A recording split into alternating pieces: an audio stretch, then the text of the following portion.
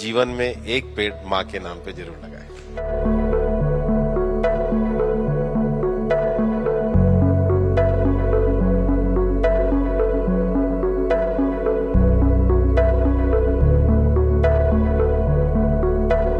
Thank you very much Bhupendra Yadav ji. आप दोबारा मंत्री बनकर और पहले समिट पर हमारे यहाँ क्लाइमेट चेंज पर बात करने आए हैं। मैं सबसे पहले तो आपको बधाई देती हूँ for the victory, for your reappointment as the environment minister and the wonderful speech that you gave.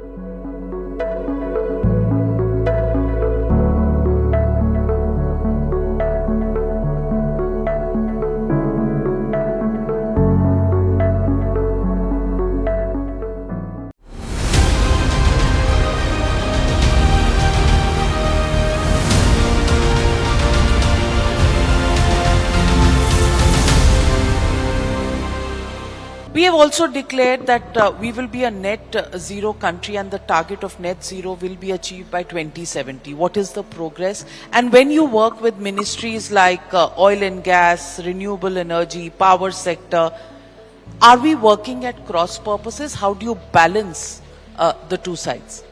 देखिए, दुनिया के जिन देशों ने लक्ष्य दिया है, भारत ने भी नेट जीरो का लक्ष्य अपना 2070 का दिया है।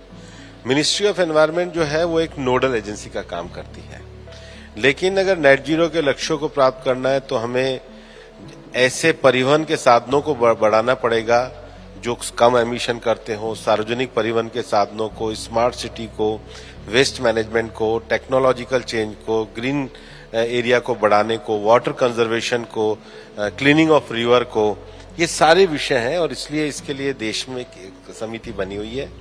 और जब मैंने आपको कहा है कि जब एनडीसीज की बात करते हैं तो आज हम इस स्तर पे आए हैं कि दुनिया में हमको अपने सीएचजी एमिशंस को देना पड़ता है।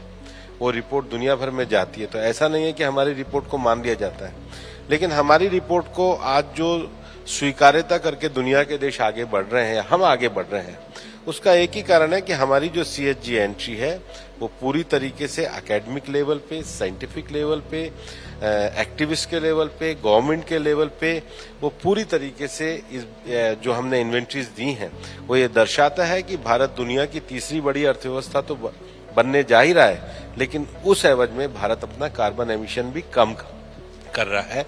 ये हमारे एक बैलेंसिंग विकास को दर्शाता है। लेकिन फिर भी पेड़ तो कट रहे हैं, चाहे वो हाईवे बनाने के लिए, चाहे वो रेल लाइन बनाने के लिए, और टेम्परेचर्स पे जो इनका इम्पैक्ट है, how do we deal with this? दो तरह के एरिया हैं, एक जिसको हम डेवलपमेंट एक्टिविटी के लिए उपयोग में लेते हैं, लेकिन दूसरा ऐसा है कि हम कंपनसेटरी अफॉरेस्टेशन के लिए उतनी ही लैंड को लेने का काम करते हैं। और फॉरेस्ट सर्वे ऑफ इंडिया के द्वारा हम लोग लगातार हर 2 साल में सर्वेक्षण करते हैं, और केवल फॉरेस्ट को पेड़ लगा हुआ ऐसा मत मानिए, जो हमारा काफी सघन फॉरेस्ट है, मीडियम फॉरेस्ट है या सामान्य रह गया है, उसका भी पूरा विश्लेषण हम लोग करते हैं। तो कंपनसेटरी फॉरेस्टेशन की एक्टिविटी को हम बढ़ाने का काम करते हैं।